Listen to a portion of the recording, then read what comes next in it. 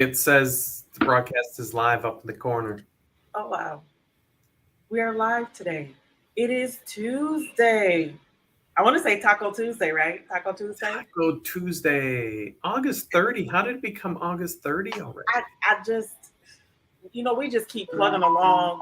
Before you know it, we have been doing this for like 5 years because once we got past the 6 month mark, we're now, headed into year three of this.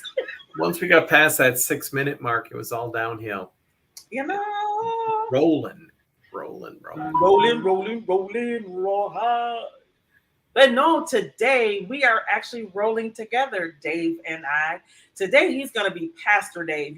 Some of us, we wear so many different hats. And today he's going to be Pastor Dave.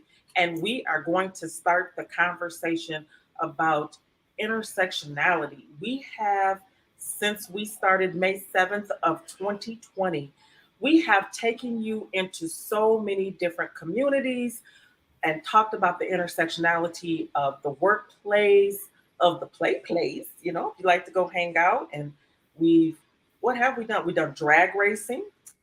We have gone glamping. We have talked about gaming. If you're a gamer on the computer, as we went up north to a Center for Independent Living there, we've talked about the intersectionality with voting. Hmm. Hmm. But one place we have not talked about the intersectionality of disability has been in the church. And we can view this on so many different levels. But I think today we're just going to start with the basics because we know that Disability Advocates of Kent County is known that if you have an issue, if it's job, getting your benefits, if you need training, you want to volunteer, if you need a ramp or you need some ADA assessments, that, hey, we can come to Disability Advocates of Kent County. How many phone calls have you received that have said, hey, our church is not accessible? It's interesting that infrequently we get direct calls from individual members, but we do get, I wouldn't necessarily say regularity, but we do get some calls from churches. And I don't know if we've ever worked with a synagogue or a mosque, but definitely we have done work with churches. It's funny.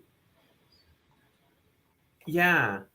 I ran into somebody, I might have been knocking on doors months ago, and I ran into somebody, and it was a Christian Reformed church um, near where I grew up. And I went out and did an accessibility review because, as you know, Dr. Kimberly, places, even today, we build places with things we call steps. And back in the 70s, it was really cool to have, why have one level when you can have five? And or, yeah, exactly. And Who there's thought that up? You know, you exactly. know what it was? Everybody wanted those wide pulpits with all the wonderful stairs to come up because they saw all the televangelists, and that was the way. Everybody has trends, and that was a trend for a long time. Is Yep. that you would have these wide stage like pulpits that had five stairs coming up. So if you needed to come up there, you could just come up. Nobody thought that maybe on one end we might need to make that a ramp because our pastor's not going to be young forever. But yeah, Well, and only because, like I see ramps, I see accessibility. Um, I was at a church in Zealand a couple 3 weeks ago. Um, Unfortunately, my cousin's husband passed away. but not the one that's related to the milkman. No, Oh, okay. well, never. I'd have to go to the whiteboard, but she could be.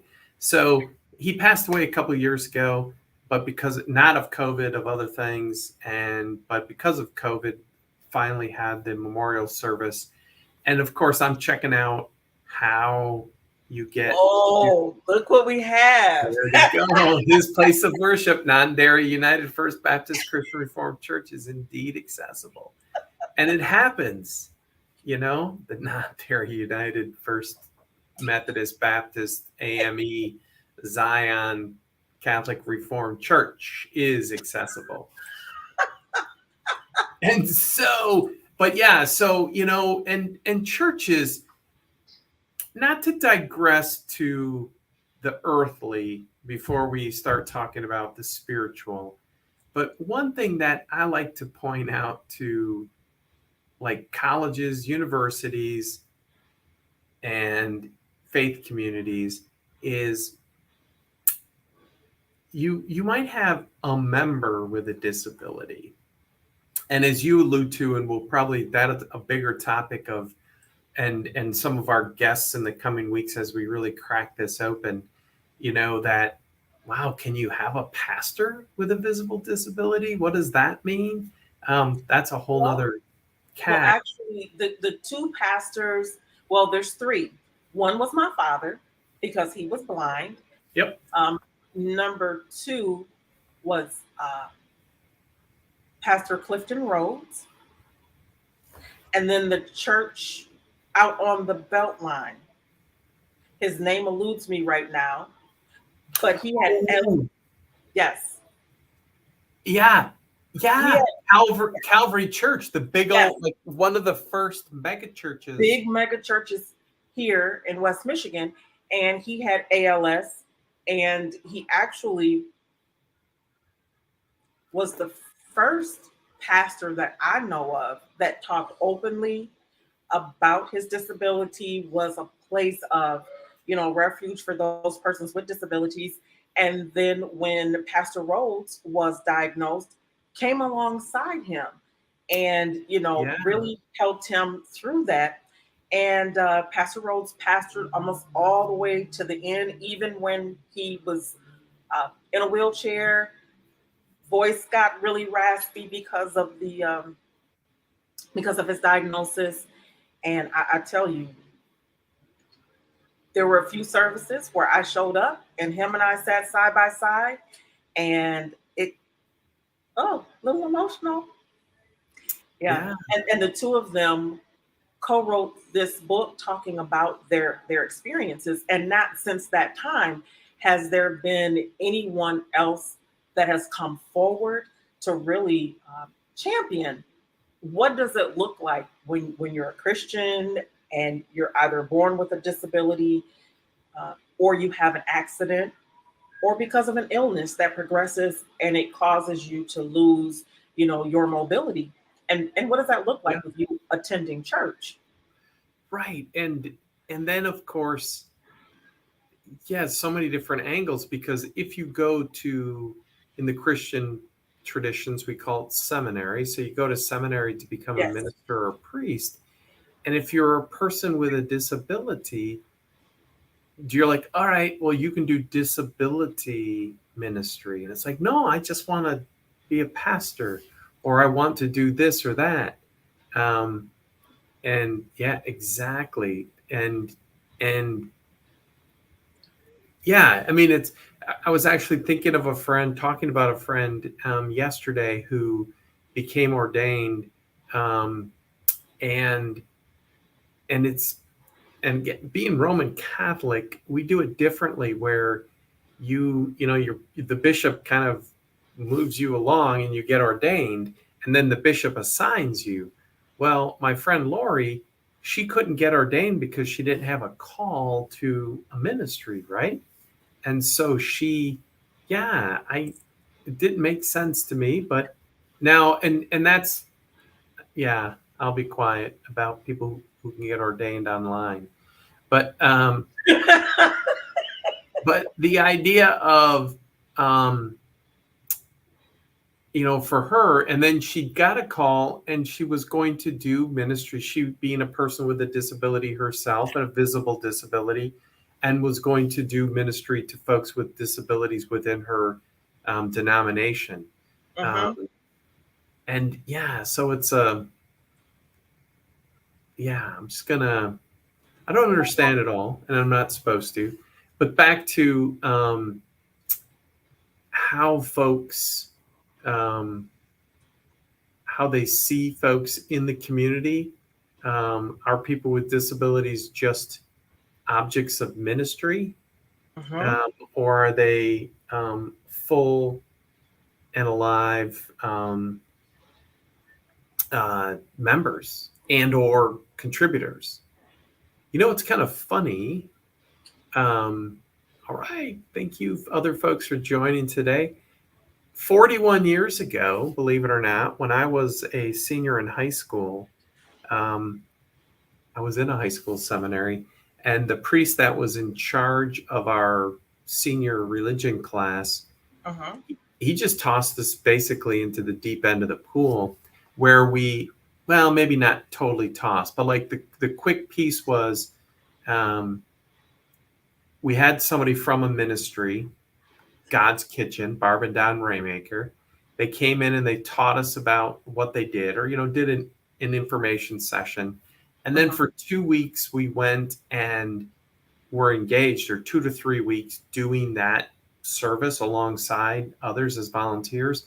And then we had a debrief session, and we did that at God's Kitchen. And I know we did it with there used to be a segregated religious education program. This was 1981, a long time ago.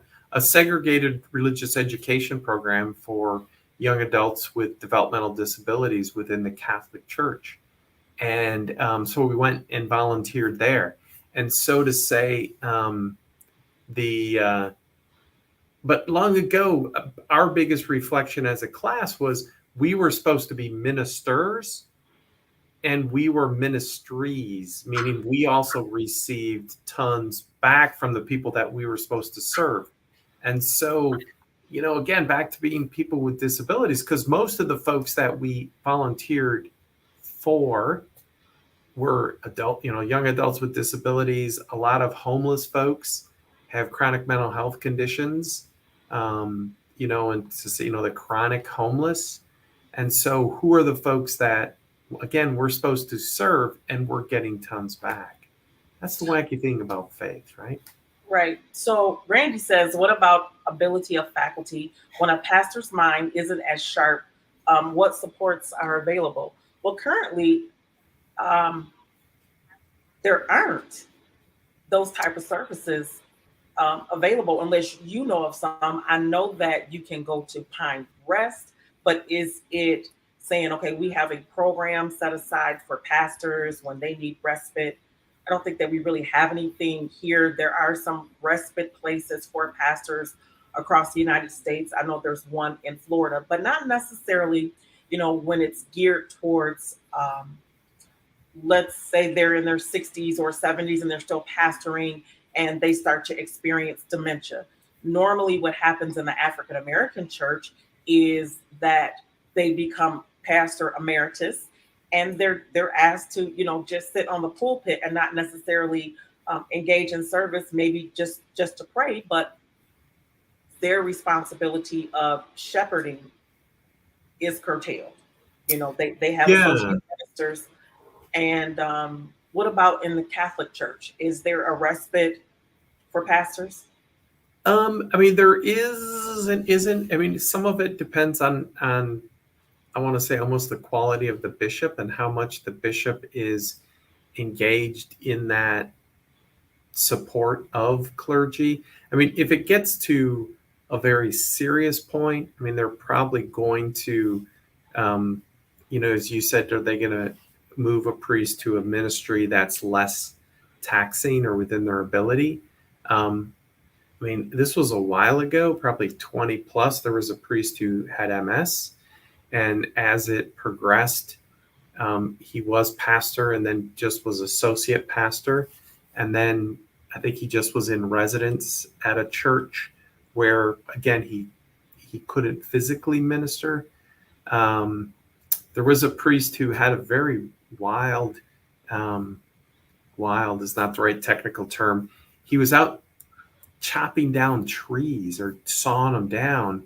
Mm-hmm. and the way the tree fell had hit him, and he got a spinal cord injury, and he Mm. finished his life using a wheelchair. And then a lot of there are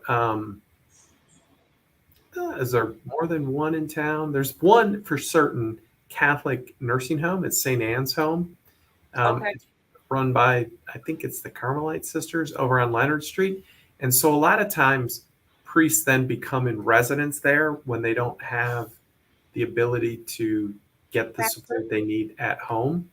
Mm-hmm. So I know like Bishop Rose, who was, um, he retired quite a while ago, and he ended his life. Not, I mean, he died while in residence there, and so would lead services as much as he could, and then I don't know what his to say sharpness and abilities towards the end of his life if he still was able to. And there also though within the Catholic Church, and there might be within Protestant communities as well.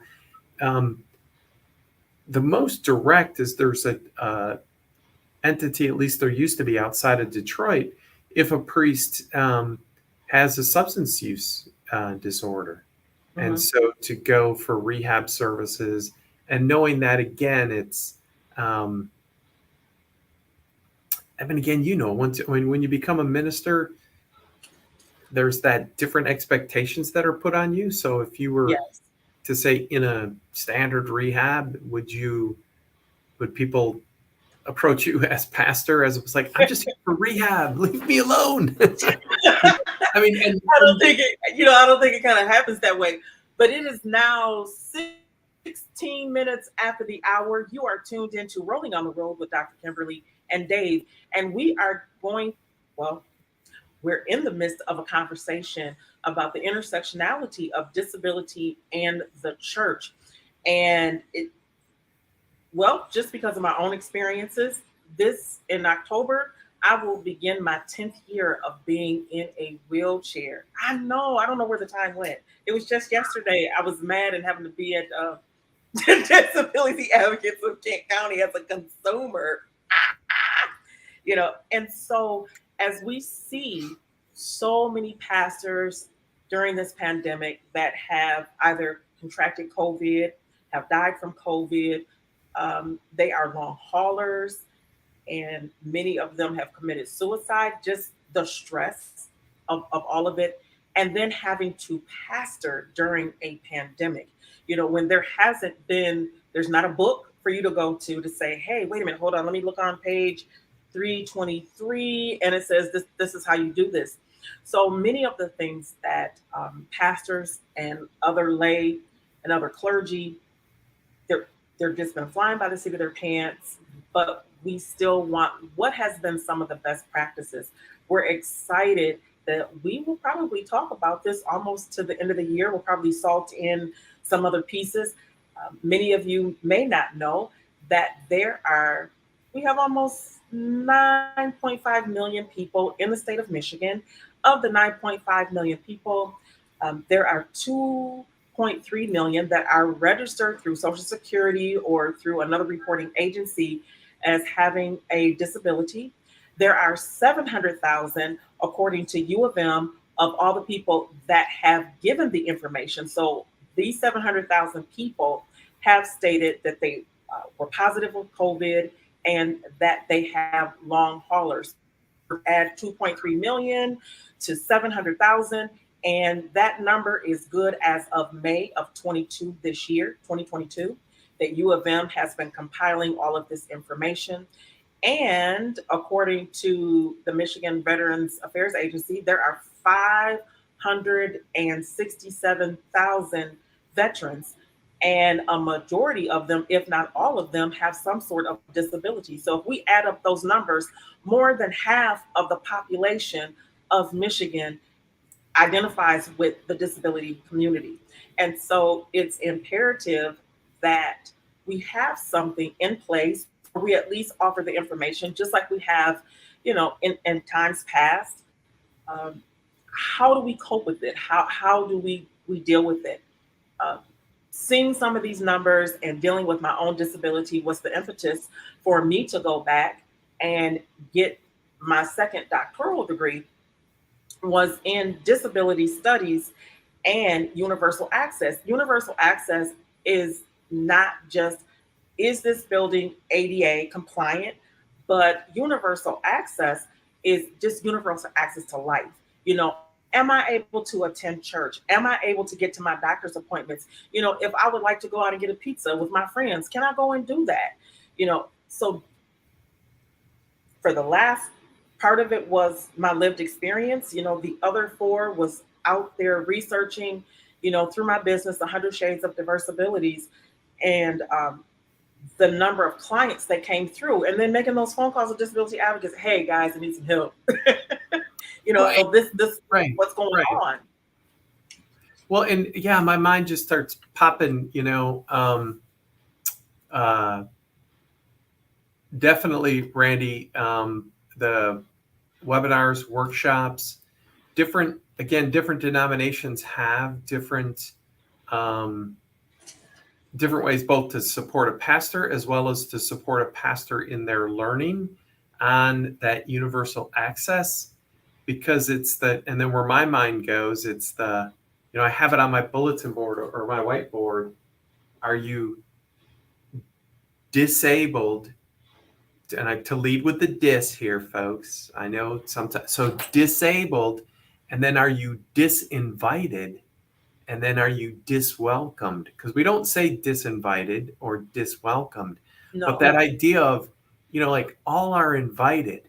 Well, you go to that faith community that has a big banner out front on the street that says all are invited and all are welcome. And you walk in, you roll in, and you're like, do I feel welcomed? And what is welcome? And then after enough time of being welcomed, then you feel you belong, because belonging to me is kind of that gold standard.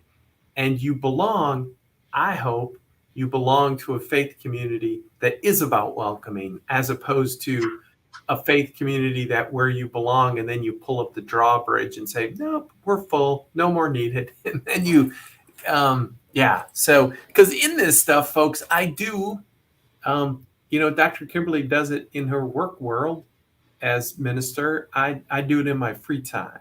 I still, listen to podcasts and webinars. I'm actually listening to one, shameless plug, from the Center for Action and Contemplation. It's called "What's the Future of Christianity?" There's a conversation. Yeah, absolutely. and there's some powerful stuff from uh, Dr. Barbara Holmes, who's an African American woman. Yes. Who Oh my God. So I'm so excited to say I am reaching out to them. They did a seminar. There is a pastor in Atlanta who was diagnosed with autism, being on the spectrum at age 34.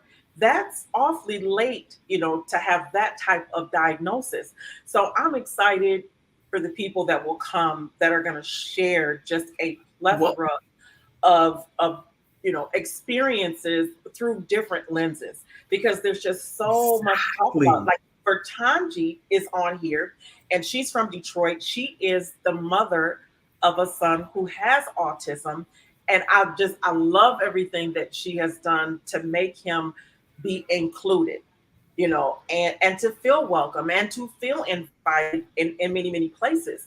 But the experiences that it was most, well, with some autistic children, they have outbursts. I know that there are plenty of parents who have called and said, okay, where can I go and worship that I can have my whole family, because we've been asked not to come back because our son, he's autistic and sometimes he has outbursts, and probably at the most inopportune time, and it's not during praise and worship. That's acceptable. So it's saying, wow, now I've started, another piece to say, all right, let me find churches that are welcome, you know, folks that have children with disabilities. Is their child care available if they don't want them in the service? But if they are in the service, Are they going to be kind to them? If little Jimmy just, hey, just kind of has a little outburst, or if someone comes up to him and touches him and he doesn't like to be touched. So providing, churches and staff, maybe with some outlines and some guidelines. So this is how we act. Now, I do know that Joni, who most people remember her from the 80s as being the artist that created cards using her mouth. She put the paintbrush in her mouth, and she has been one that has created packets and does offer uh, grant money if you need to make some accessible changes to your church. The church, of course, has to raise at least half of what they would give to them, and they also have certifications that you can get for your staffing, for teach you to be more sensitive. I want to find the right words, to be more sensitive if you Well, have hearing. yeah, yeah, and it is that, sensitive. It's being more inclusive, that, and you're honoring where people are at, Hey, and thank you so much, Randy. It looks like he may absolutely. he may have to leave, but we want to say thank you so much for tuning in, at least for the first 26 minutes that we have been on here. Maybe almost 28. Don't have my glasses on, trying to be cute. But anyway, yeah, I think that my first um, experience, I think that was different than, okay, is it accessible?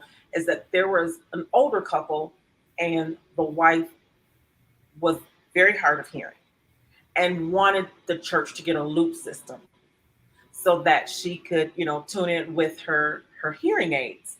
And I was just like, wow, the so I was happy that we raised an offering, we found one, purchased it. When she came back, it happened within a week. That's Wow. probably that church is probably the only church that I know of that's African American that has a loop system. Hmm. So I think that when we talk about disability, we always talk about the physical, someone being in a wheelchair, in a walker, but there are so many other, disabilities that are out there. So being able maybe to provide the church with, these are all the following, types of Oh, disabilities, yep. and these are some of the accessible pieces that you can pick up. And you know my mind is really going as we have this conversation. Definitely, and looking to find some of those, the disability supports, disability service, disability, Mhm. whatever they call it. I know the Christian Reformed Church of North America, which is located just down the street from here on Kalamazoo and 28th Street. Yes, they are. They have a very active disability ministry. We've been part of different retreats through the years.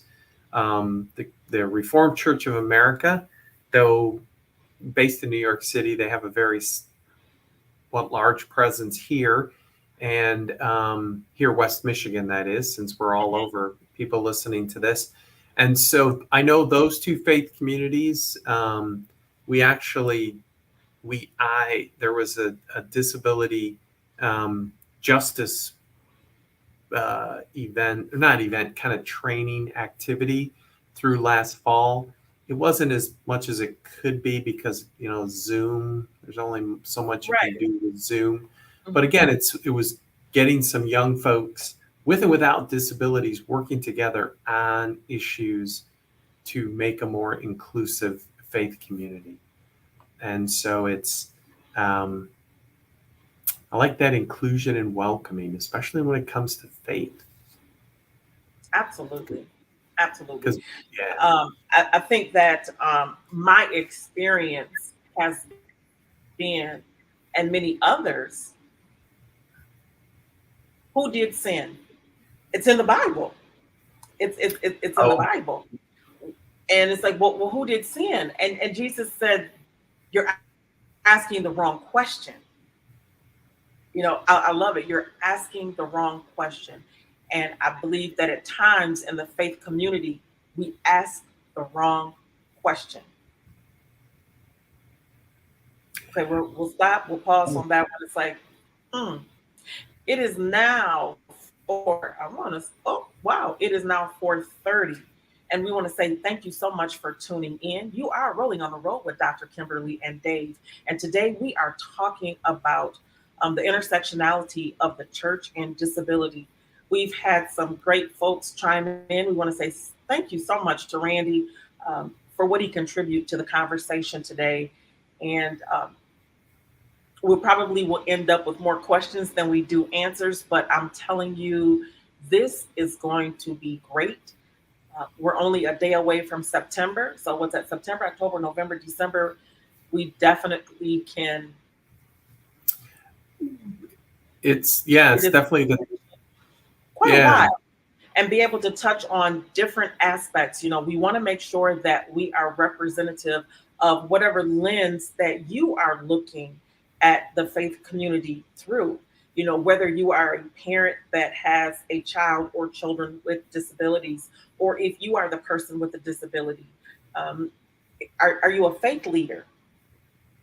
You know, and Yeah, and with definitely some great resources to bring in. Oh, and are you? There are churches that have been LGBTQ centric, more accepting. So we would love to hear from them to see what are some of the things that they put in place to prepare, the congregants to say, we're going to be opening, we are going to be inviting, and we are going to be welcoming, and this is what's going to happen. So we need to look and see. We don't have to reinvent the wheel all of the time, but let's see who has done it, done it well, and can say, hey, we can lend some resources to you. And all we have to do is just, we don't really have to switch anything out. I believe that what comes from the heart reaches the heart.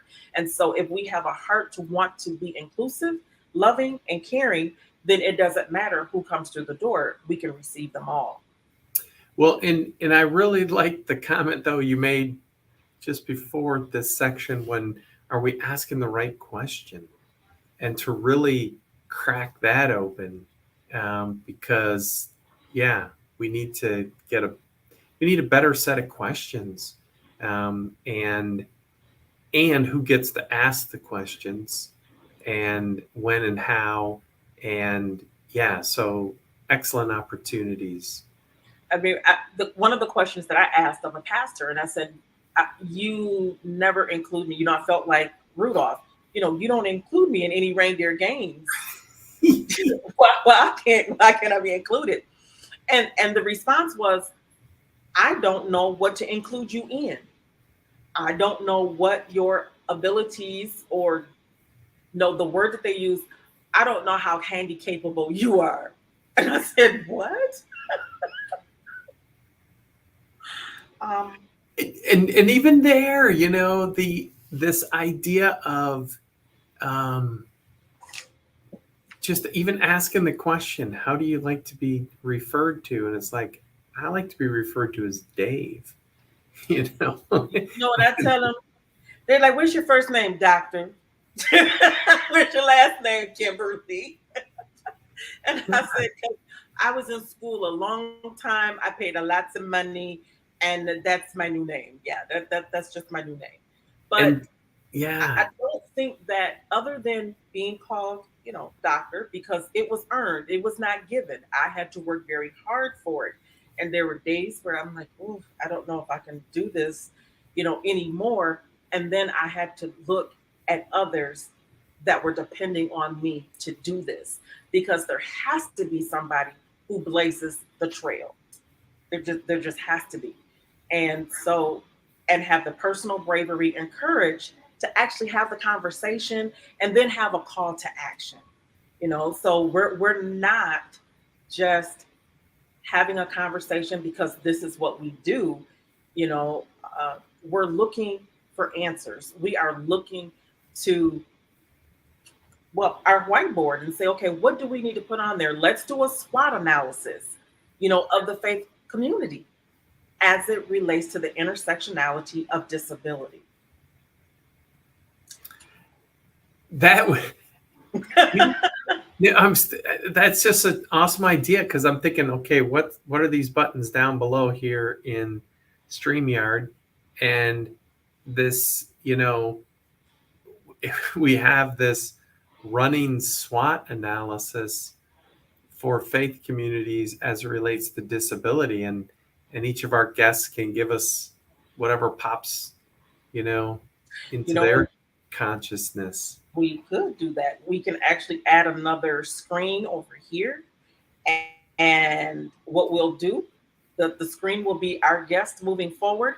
And after this, I'm going to go back and I'm going to watch this again. And let's see, what did we talk about? What were some of the things, especially Randy, that he brought out? And let's start putting the pieces on the SWOT analysis.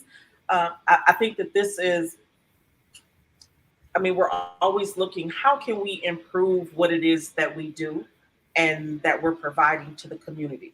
Are we allowing them to live their best life, whatever that looks like for them? Are they able to express their faith in the way that they need to?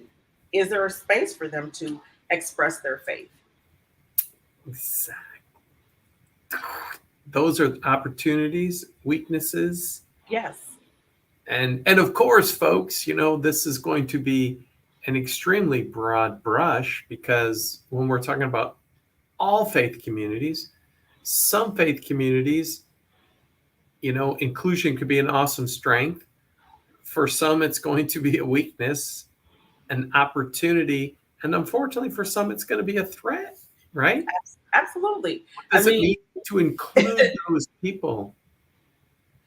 I think that it's interesting. One of my most memorable services.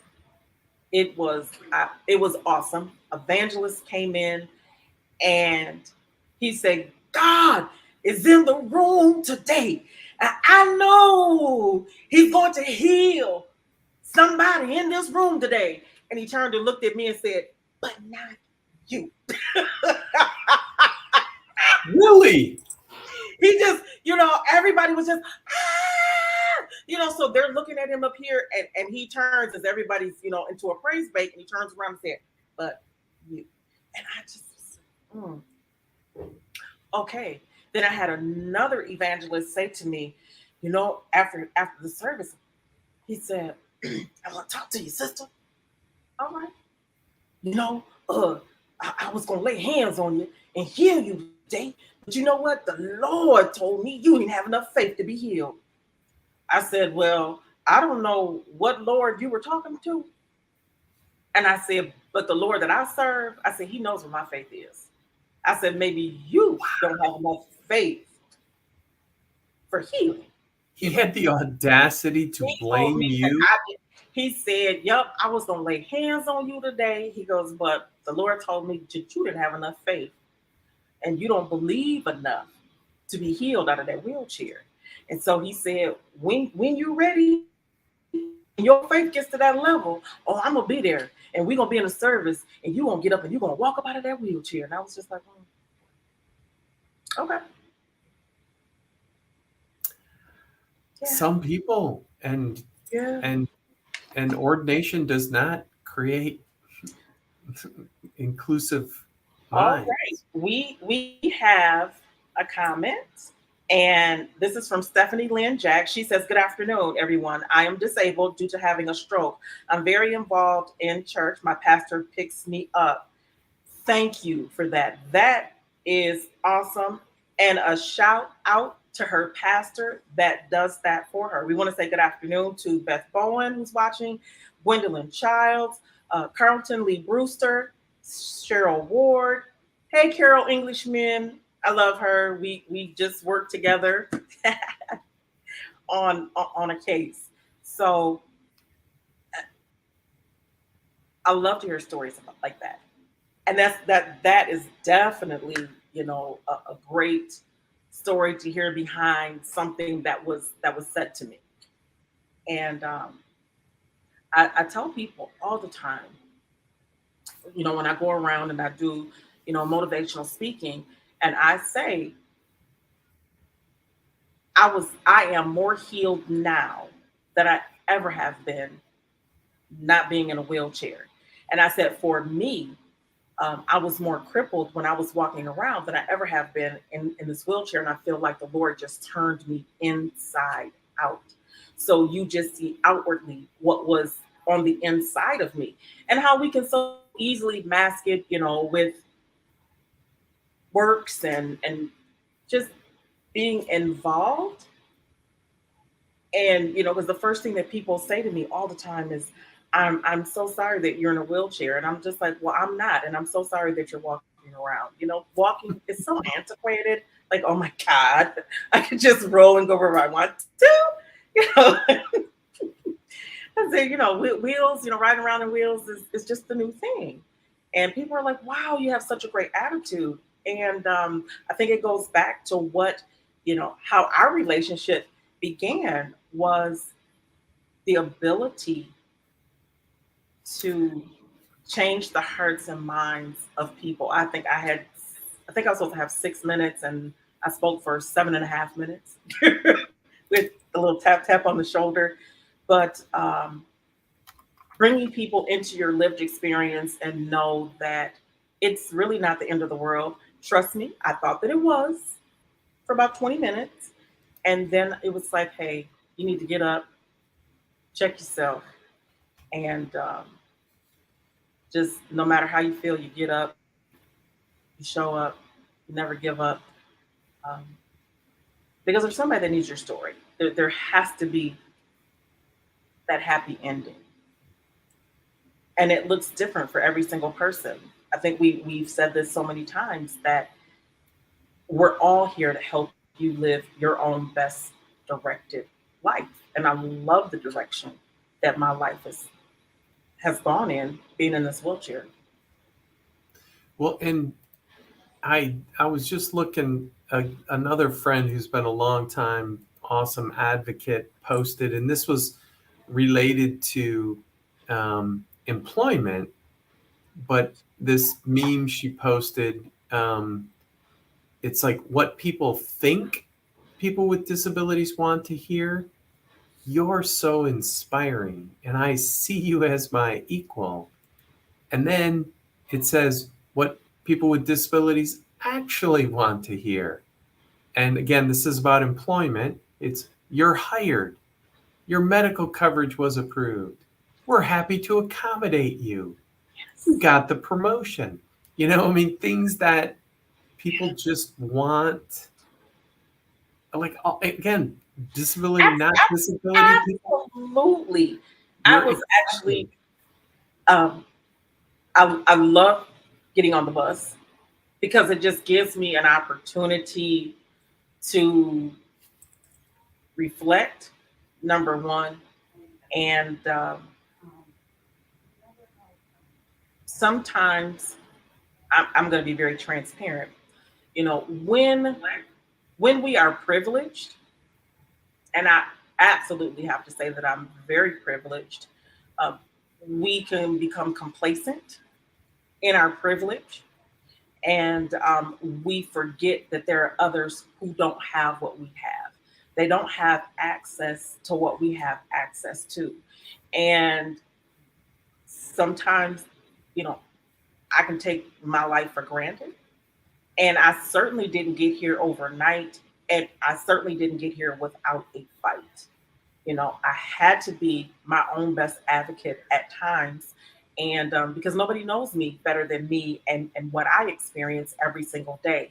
And learning how to communicate that well to others and taking responsibility, for my disabilities and saying, hey, I'm not expecting you to know what it is that I need. I need to be able to articulate that well to you and say, this is what I need, and this is the way that I need it, and this is how I'm going to help you make sure that it is that way for me. Um, that didn't happen overnight. And now that I am, I have very little pushback on whatever it is that I need to get done. And on yesterday, as I'm wheeling around, and I call it my Bentley. And many of you who have seen me out, it does say Dr. Kimberly's Bentley on it, and I do have the Bentley Insignias all around. Thank you so much to Amber, and you nailed it for doing that for me. So that's my shameless plug for today. You nailed it, and she can take whatever you have. Oh, I do believe that we have. Hold on, just give me 1 second here. Something that she has done. Da-dun-dun. Look at there. There we go.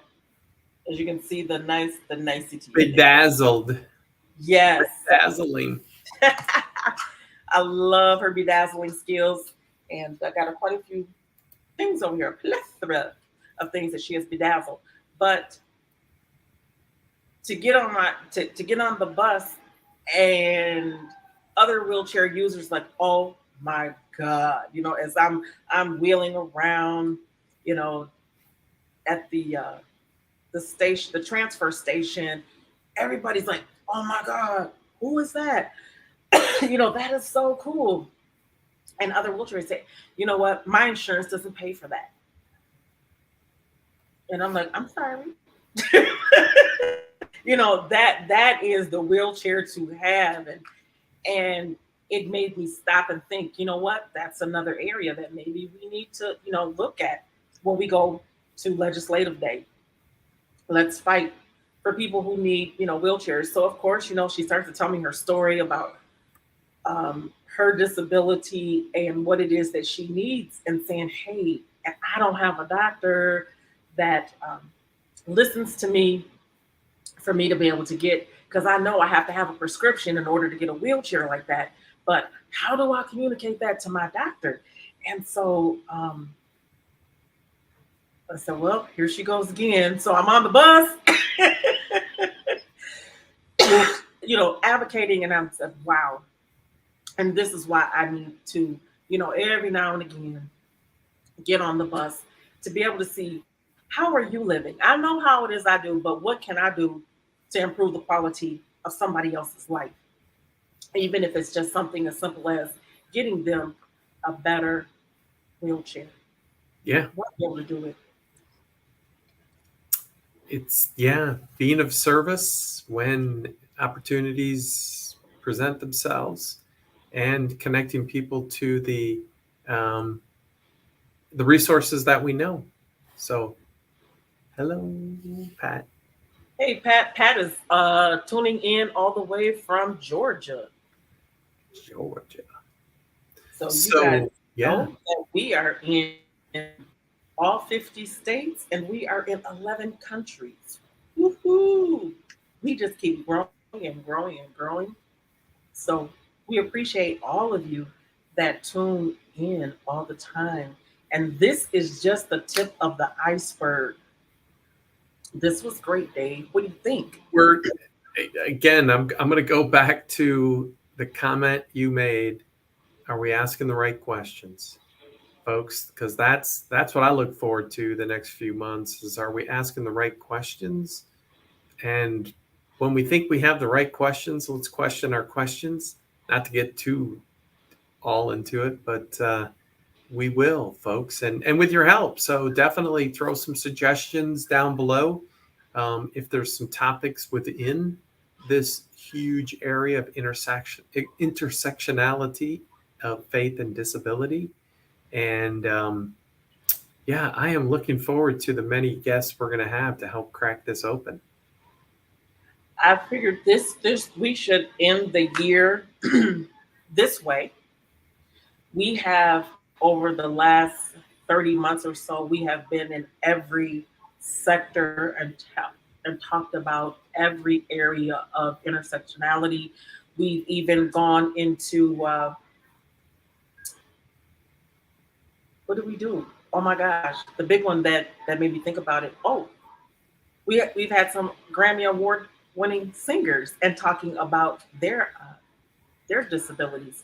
So look forward either this evening or tomorrow, an opportunity for you to review a show that we did with Grammy Award winning Richard Smallwood, who talks about his journey with depression, anxiety, and wanting to commit suicide. He has performed in front of crowds of 30,000 people, And he gets in and he talks about, wow, I get off Right. stage and 10,000 people come forward and want to give their life to Christ. And they tell me about how my music has ministered to them, and yet I'm going to my room and I'm contemplating, okay, now how can I commit suicide without leaving a mess?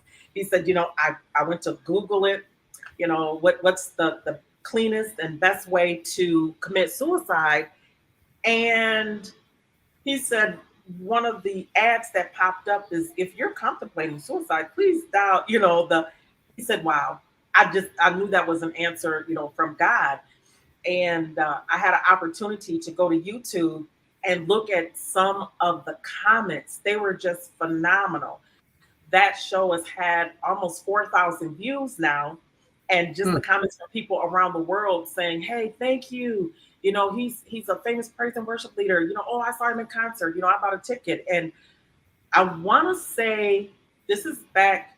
We have my life divided in two parts, the wheelchair life and then the before time. And so, when I was walking, so in the before time, the Grand Rapids Symphony, they started the Symphony with Soul and they had him in as a guest. Hmm. So he has been here to Grand Rapids, and so they have the symphony has a community choir, which I was a part of at that time.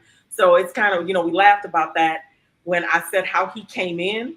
We were rehearsing his music, and him and his team came in, and he was like, it was an abomination to his ears.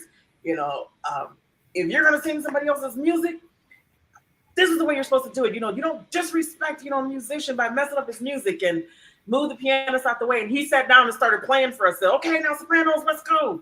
Altos, tenors, here's everybody's note.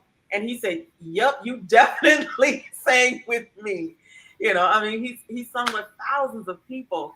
But when I told him, I said, yeah, you came into our rehearsal, and he was like, yep, you were there for real. And I said, yes, sir, I was. And it was just beautiful because he did the interview at his piano, and at the end, he sang. So it's nice.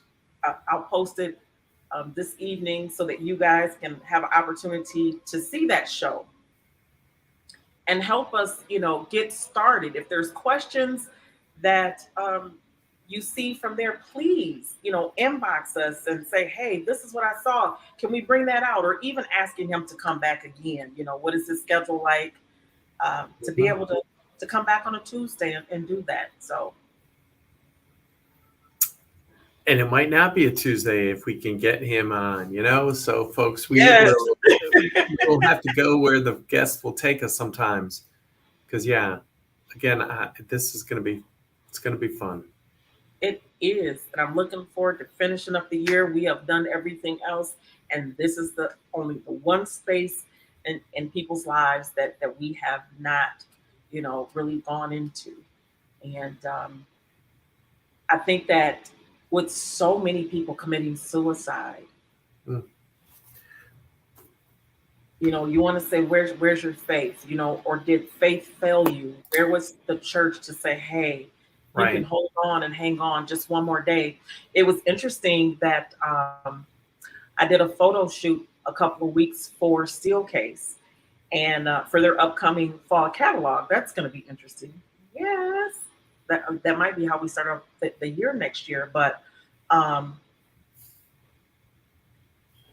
I just thought that it was interesting as we were sitting there. One of the young ladies said to me, "Did you know that the CEO for Texas State committed suicide because he had tendinitis?" I said, "What?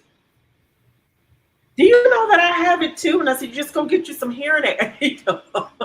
I mean, I have hearing loss, and I said, "But did you know that there's help for that?" I said, "There's so many wonderful toys, if you will, that the VA has given me, and has been extremely helpful. I mean, even if you just turn on to YouTube and just have the thunderstorm playing, it helps with your tendinitis."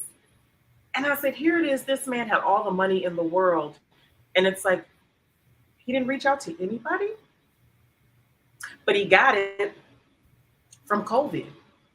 So that Hmm. was one of the side effects of him being a long hauler was having tenuitis. Wow.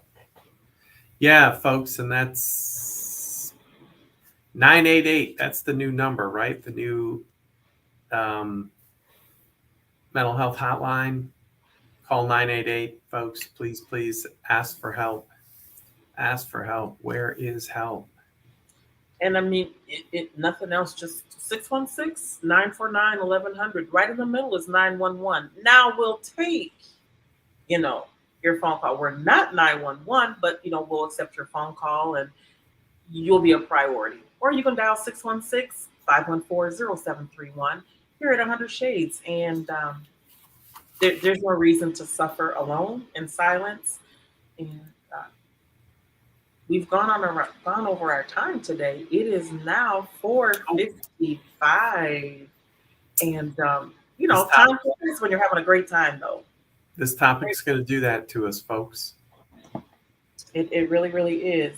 So we want to say again, thank you so much for everybody who tuned in.